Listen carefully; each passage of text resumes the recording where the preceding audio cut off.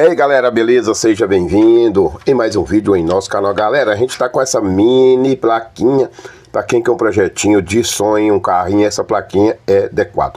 Ela só não tem o visorzinho, mas ela é Bluetooth, né, pendrive, cartão e essa parte aqui para carregar, né, pessoal? Ela não tem entrada auxiliar, né? Não achei, não tem aqui, tá?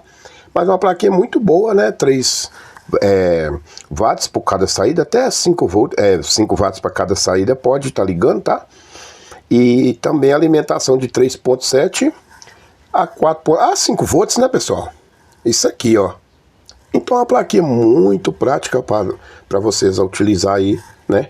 E aqui eu esses dois alto-falantes aqui de caixinhas de som. Esse aqui tem 2 ohms, né? 5 watts. Esse daqui também me parece que é 2 ohms também, 5 watts. E aí eu vou fazer uma pequena caixinha com esse aqui, pra gente ver a qualidade de som. Vou ligar esse aqui só tem tamanho, tá, pessoal? A potência é o mesmo desse aqui. E aí a gente vai fazer uma caixinha aqui, utilizando umas chapinhas de papelão, né?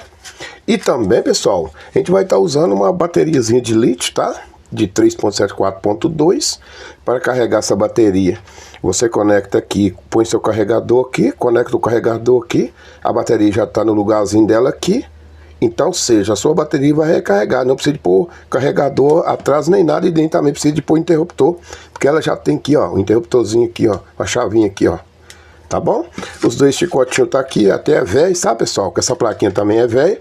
E nós vamos fazer esse videozinho aí, tá bom? Para vocês. E se você não for inscrito, se inscreva, deixa o like, compartilhe, ativa o sininho de notificações com as palavras todas para quando a gente apostar novos vídeos cair diretamente para vocês. Hoje é uns vídeos bem simples aqui, mas em breve nós vamos trazer uns vídeos com mais qualidade, de mais coisas aqui que vocês ainda não têm visto ainda.